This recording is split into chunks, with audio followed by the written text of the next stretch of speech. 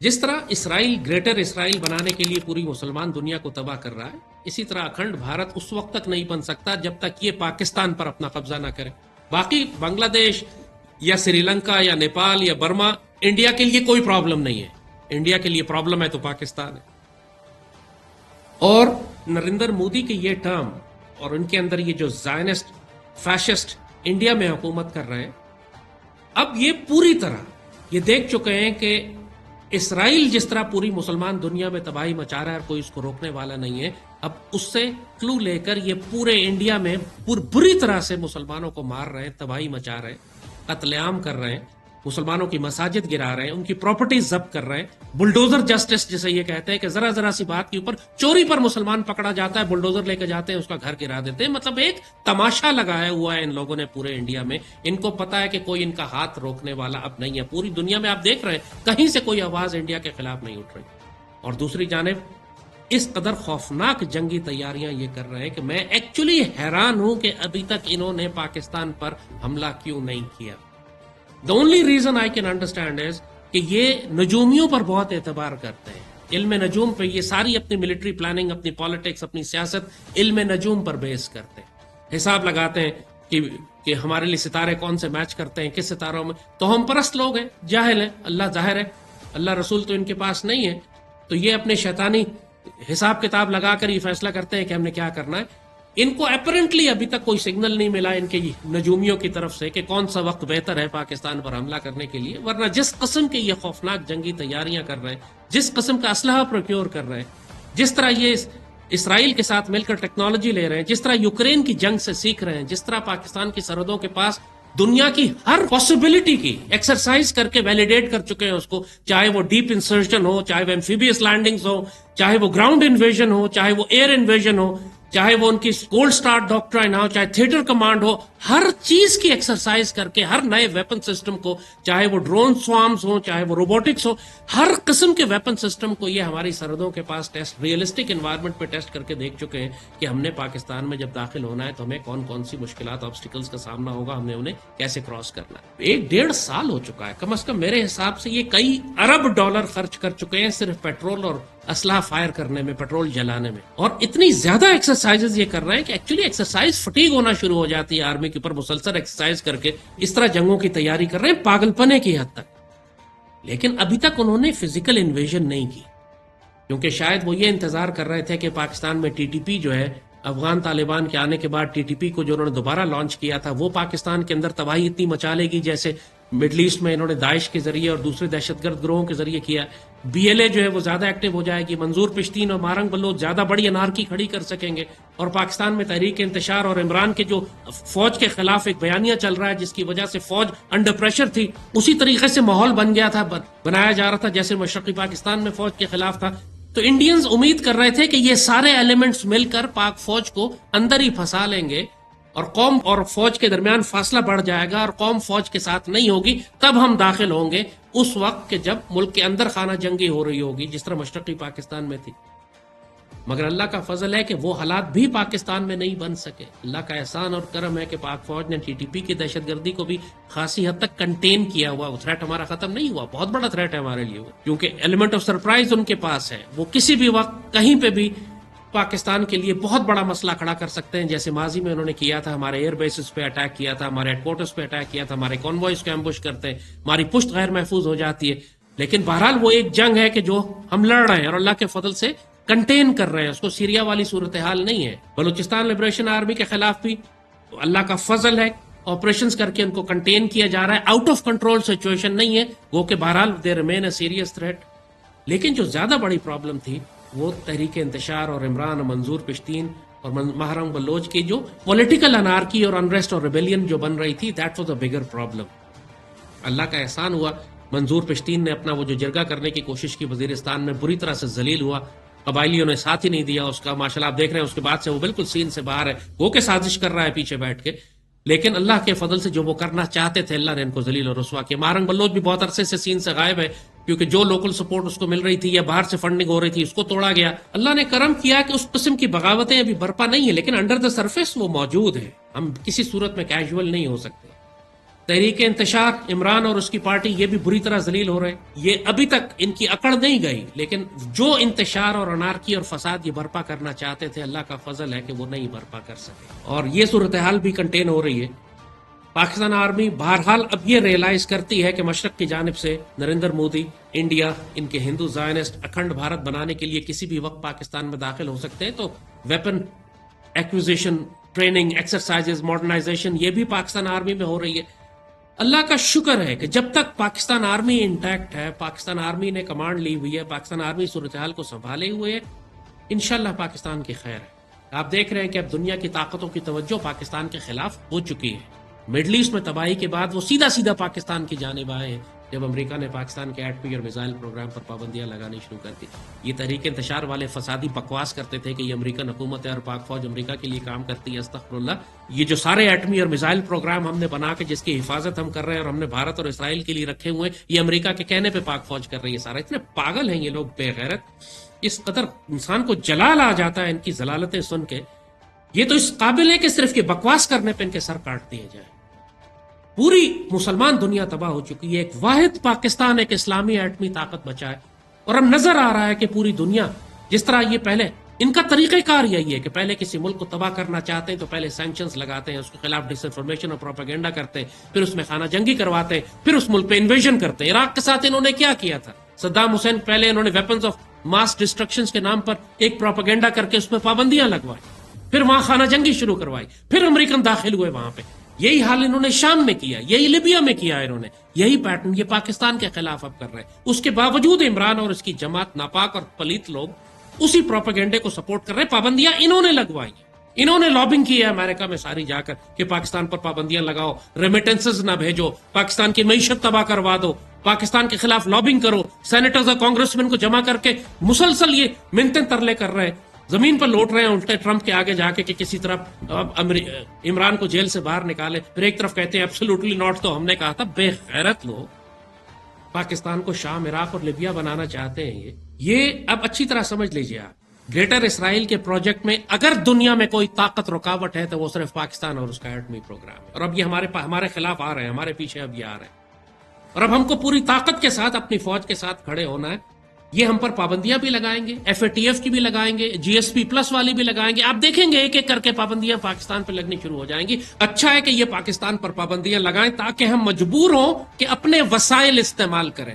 ہمیں بھی جو عادت پڑی ہوئی ہے امریکہ کی طرح بھیک مانگ مانگ کے قرض لے کے گزارا کرنے کی، اب اس کو ہمیں ختم کرنا پڑے گا. یہ بات ہم اپنے معاشی دہشت گردی والی پوری سیریز میں بہت اچھی طرح سمجھا چکے ہیں کہ پاکستان کس طرح اپنے وسائل استعمال کر کر ایک معاشی طاقت بن سکتا ہے. ہم نے اپنی لوٹی ہوئی دولت واپس نکالنی ہے، اپنے خزانے استعمال کرنے ہیں، اپنے وسائل ہم نے استعمال کرنے ہیں. IMF کو اپنے قرضوں کی ادائیگی بند کرنی ہے. لگائیں پابندیاں جو مرضی ہم پر لگاتے ہیں. ہم نے بھی جب پابندیاں لگانی شروع کر دی ان کے اوپر کہ ہم تمہارا نہ قرض واپس کریں گے نہ ہم تمہارے پیسے دیں گے، اور ہم اپنے وسائل جو بڑے بڑے کانٹریکٹ، ریکوڈک کا گولڈ جو یہودیوں کو روک چائلڈز کو ہم نے دیا ہوا ہے، برکینو فاسو سے سیکھے. اس ملک نے جا کے اس کا جو ایک چھوٹا سا 35 سال کا کیپٹن ہے ابراہیم ترورے، اس نے تمام بیرک گولڈ اور بڑی بڑی گولڈ کمپنی سے کہا دفع ہو جاؤ یہاں سے نکل کر، یہ گولڈ مائنز ہماری ہیں، ہم خود سونا نکالیں گے. اب وہ سونے کی اینٹیں بنا بنا کے نکال رہے ہیں، کہہ رہے ہیں کہ یہ دولت ہے کہ جو ہم استعمال کریں گے، جو پہلے صرف فرانس اور بیرک گولڈ اور دوسرے ملک اٹھا کے لے جاتے تھے. افریقہ کے ملکوں سے سیکھیں کہ کس طرح اپنے وسائل خود استعمال کرتے ہیں اور اپنا سونا اور اپنی دولت یہودیوں کو اور غیر ملکی طاقتوں کو فروخت نہیں کرتے. میں تو خوش ہوں اس بات کے اوپر کہ یہ پاکستان پر پابندیاں لگائے. پھر ہم اپنے چوروں، ڈاکوؤں، لٹیروں جو انہوں نے کئی $100 ارب پاکستان کے لوٹ کر ملک سے باہر رکھے ہوئے ہیں یا ملک میں چھپائے ہوئے ہیں، اپنی ان سے لوٹی ہوئی دولت باہر نکالیں. اور نکالنے کا طریقہ ہم بتا چکے ہیں، بہت آسان ہے کہ آپ شریعت نافذ کریں، چور کے ہاتھ کاٹیں، معاشی دہشت گرد کو سولی چڑھائیں. یہ خود آپ کو پیچھے بھی نہیں جانا پڑے گا، یہ خود اپنے گھروں سے نکال کے سونا آپ کو جمع کرائیں گے. پاکستان کو اپنے وسائل استعمال کرنے، اللہ نے سب کچھ ہمیں دیا ہوا ہے، صرف بھیک مانگنے کی عادت ہے جس نے ہمیں ذلیل کیا ہے. جس دن ہم خودداری اور غیرت سے اپنے پاؤں پہ کھڑے ہونے کا فیصلہ کریں گے، خزانے ہماری زمین بھی نکالے گی، اللہ آسمان سے بھی برسائے گا. پاکستان کے خلاف اب یہ پوری طاقت سے آئیں گے. اس سے پہلے کہ یہ اپنا گندا کام بھارت سے کروائیں. ظاہر ہے اسرائیل ترکی کی طرح ہم سے جنگ تو نہیں کر سکتا، نہ ترکی سے کر سکتا ہے نہ ہم سے کر سکتا ہے. ترکی کو وہ دہشت گردوں اور روس سے جنگ کروائے گا، پاکستان پر یہ بھارت سے جنگ کروائے گا. اب مودی ویسے ہی تیار بیٹھا ہوا، وہ پہلے ہی سے ہی چاہتا ہے کہ پاکستان کو تباہ کر کے اکھنڈ بھارت یہاں پہ بنائے. اس کے لیے اسرائیل نے سب کانٹریکٹ کر دیا ہے پورا پروجیکٹ ہندو زائنسٹ کو. اسرائیل ان کو ٹوٹل سپورٹ دے گا, ڈپلومیٹک اور انٹرنیشنل سپورٹ دے گا, پاکستان پہ پابندیاں لگوائے گا, لیکن جو اصل میں گندا کام ہے, جو جنگ کرنے کا کام ہے, وہ ہندوؤں کے حوالے کیا گیا ہے. تو پاکستانیوں کو بالکل تیار رہنا چاہیے. دس کوڈ بی 25. جب ان کے نجومیوں نے, جب ان کے حساب لگانے والوں نے, جب ان کے جوتشیوں نے کہہ دیا کہ یہ بہتر وقت ہے جنگ کرنے کا, یہ جنگ شروع کر دیں گے, تیار یہ بالکل بیٹھے ہوئے ہیں. ان کو واقعی اگر کوئی چیز روک رہی ہے تو شاید ان کے نجوم ہی روک رہے ہیں. ہمیں شکست ہوگی, تم نحوست آ جائے گی, پتہ نہیں جی پاگل لوگ ہیں یہ, توہمات کے اوپر تو ساری زندگی چلتے رہتے ہیں ہر وقت. مگر ان کے توہمات کی وجہ سے, ان کے وسوسوں کی وجہ سے اللہ نے ہمیں وقت دے دیا ہے کہ ہم تیاری کر لیں. پاکستانی قوم کو یہ بات بہت اچھی طرح سمجھ لینی چاہیے کہ پوری مسلمان دنیا کے لیے یہ بونس ٹائم چل رہا ہے. اگر آپ تیاری نہیں کریں گے, سمجھیں گے نہیں, پھر داستان بھی آپ کی نہیں ہوگی داستانوں میں. اقبال بابا نے جو کہا تھا کہ تیری بربادی کے مشورے ہیں آسمانوں میں, بالکل مسلمان دنیا کے ساتھ اس وقت یہی حال چل رہا ہے. اور خاص طور پہ چونکہ یہ بات ہم پاکستان کے مسلمانوں سے کر رہے ہیں, پاک فوج سے کر رہے ہیں, بہت اچھی طرح سمجھ لیجئے کہ اس وقت پاکستانی قوم کی جو حالت ہے, ہم اس قابل نہیں ہیں کہ ہم غزہ جیسی کسی جنگ کو یا سیریا جیسی کسی جنگ کو برداشت کر سکیں. بھارت نے اگر ہم پر حملہ کیا تو ہماری قوم بہت بری طرح ماری جائے گی. غفلت میں بھی ہے, غیر تربیت یافتہ ہے, آپس میں تقسیم ہے, اللہ اس کے رسول سے کوئی تعلق نہیں ہے, آپس میں بٹی ہوئی ہے. ہمیں بہت نقصان ہو, بہت زیادہ نقصان ہو. اپنی قوم کو تیار کرنے کی ضرورت ہے, لیکن اس کے لیے ہمارا جو سب سے ویک فیکٹر ہے, وہ چیز جس کی وجہ سے پوری قوم بکھری ہوئی ہے, وہ یہ کہ ہمارے پاس قیادت ہے ہی نہیں. ظاہر ہے پیپلز پارٹی اور پی ایم ایل این اور عمران خان یہ قیادت نہیں ہے, یہ ناپاک لٹیرے اور ذلیل لوگ ہیں جو ملک اور قوم کو تباہ کرنے کے لیے آئے ہیں. جب تک کہ آپ ان کا احتساب نہیں کریں گے, آج اگر پاکستان کی تباہی ہے تو ان کی وجہ سے ہے, انہی کو ہم نے حکمران بنایا ہوا. اب یہ عمران خان بھی حکمران ہے نا, صوبہ دیکھیں 12-13 سال سے ایک پورا صوبہ ان کے پاس ہے, کیا حشر کیا ہے انہوں نے اس صوبے کا. باقی ہر پارٹی کے پاس ایک صوبہ ہے, اس نے کیا حشر کیا ہے اس صوبے کا. پیپلز پارٹی نے سندھ میں کیا کیا ہے, پی ایم ایل این نے پنجاب میں کیا کیا ہے. آپ کو ان ساروں کا احتساب کرنا ہے. کسی ایک کو اگر آپ نے حکمران بنا کے رکھا کہ ہم نے جمہوریت کو چلانا ہے, پھر آپ سمجھ لیجئے کہ سارا ریاست کا بوجھ فوج پہ آئے گا, اور فوج اتنے سارے بوجھ ایک ساتھ نہیں اٹھا سکے گی اگر ایک جانب دہشت گردی بھی ہے, معاشی تباہی بھی ہے, اور پھر غزوہ ہند کے لیے بھارت کی جانب سے جنگ بھی ہے. پاکستان کو مضبوط حکمرانوں کی ضرورت ہے, ہمیں سخت ڈنڈے والی سرکار چاہیے. پوری دنیا میں ایٹمی جنگیں آ رہی ہیں, عالمی جنگیں آ رہی ہیں. پاکستان مسلمان دنیا کا سب سے طاقتور ملک ہے جس کی سب سے کمزور اور ذلیل قیادت ہے. اب ہم کیا کریں؟ ہماری تباہی اور شکست ہماری بدعمالیوں کی وجہ سے ہوگی, ہمارے حکمرانوں کی وجہ سے ہوگی. آپ نے بشار الاسد کو دیکھا, ایک احمق حکمران پوری قوم ہلاک کرواتا ہے. آپ نے صدام حسین کو دیکھا, قذافی کو دیکھا, ایک احمق حکمران پوری قوم ہلاک کرواتا ہے.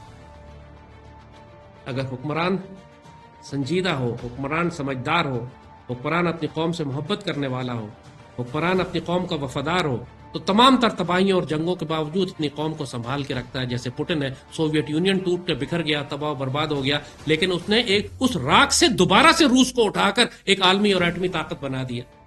جو لوگوں کا خیال تھا کہ سوویت یونین بکھرنے کے بعد روس کا بھی نام و نشان مٹ جائے گا, لیکن اس وقت پوٹن حکمران بنا تھا. وہ پچھلے 20-22 سال سے وہی حکمران ہے, اور اس نے روس کو کہاں پہنچا دیا. اتنی جنگوں کے باوجود روس ایک طاقتور ملک ہے. کیوں؟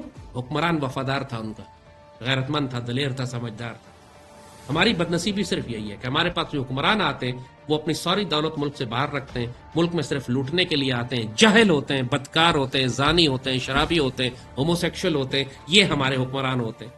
تو ظاہر ہے پھر پاکستان کا وہی انجام ہوگا, استغفر اللہ, جو آج آپ دیکھ رہے ہیں ہمارے ساتھ ہو رہا ہے. شکایت پھر ہم کیوں کرتے ہیں؟ ہمارے اعمال ہی ہمارے حکمران بنتے ہیں. وہی بدعمالیوں کا عذاب پھر ہم پر مسلط ہوتا ہے, ذلت کا عذاب بھی, خوف کا عذاب بھی. لہذا پاکستان 2025 میں ہمیں اپنے سروائیول کی جنگ اسی طرح لڑنی پڑے گی جیسے باقی مسلمان ملک لڑ رہے ہیں.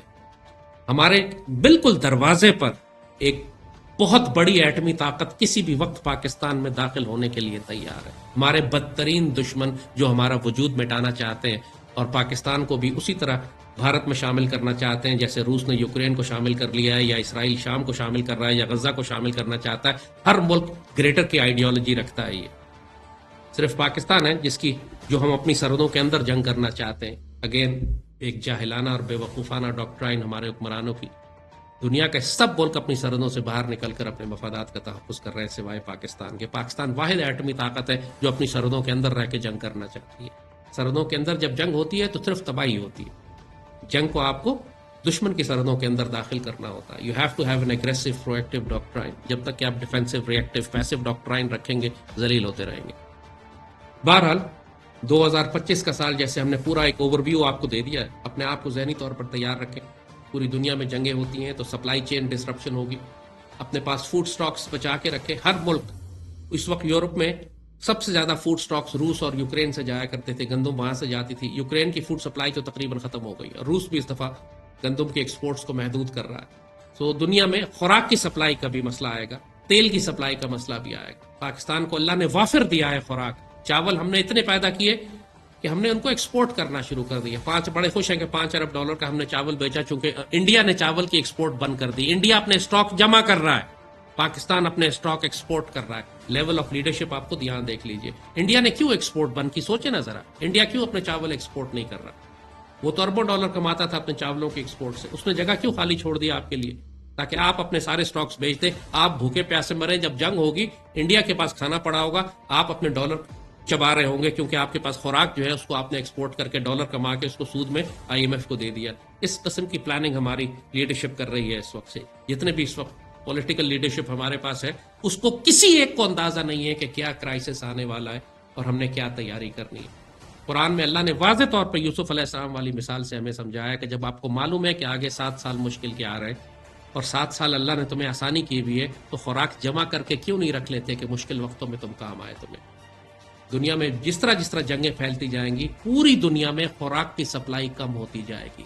آنے والے دور قحط کے دور بھی ہیں.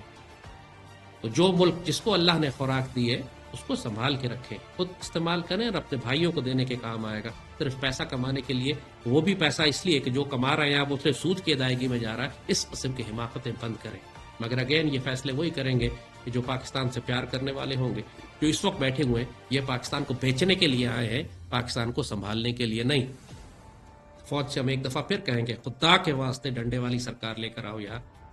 پاکستان کو مضبوط محب وطن قیادت کی ضرورت ہے. کوئی نیشنل سیکیورٹی پلان آپ کا نہیں چل سکتا اگر یہ پولیٹیکل لیڈرشپ ملک میں بیٹھی ہوئی ہے. تو آپ کیوں اپنا بھی اور ملک اور قوم کا بیڑا غرق کروانا چاہتے ہیں؟ اس جمہوریت کی لاش کو گھسیٹ کر آپ سمجھ رہے ہیں کہ آپ بہت کارنامہ کر رہے ہیں. You are not doing any favour to the country اور ٹو دا نیشن اور ٹو دا مسلم امہ اگر آپ اس جمہوریت کو گھسیٹ رہے ہیں. پاکستان کو سب سے مضبوط ملک ہونے کی ضرورت ہے. ساری جنگیں اب ہماری جانب آئیں گی.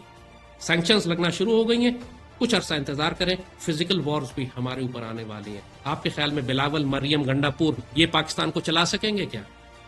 فار گاڈ سیک, پاکستان کو مضبوط حکمرانوں کی ضرورت ہے. سیدی رسول اللہ کے اس پاکستان سے خیانت نہ کریں.